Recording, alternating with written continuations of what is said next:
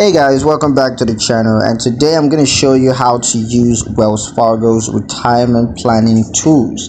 Alright, we're not going to waste any time with this one. Let's just get straight into it. So first up, you want to sign into your online banking or mobile banking. So you can just do that. You can sign into the mobile app, or you can sign into the website. And once you're signed in, you just want to click on retirement, and then you're going to select the retirement planning tool that you want to make use of. So you can enter retirement goals and income information there.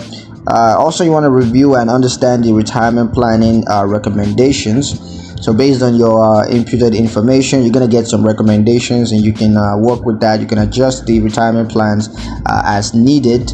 And also consider setting up retirement planning alerts. That way you get better notifications and stuff.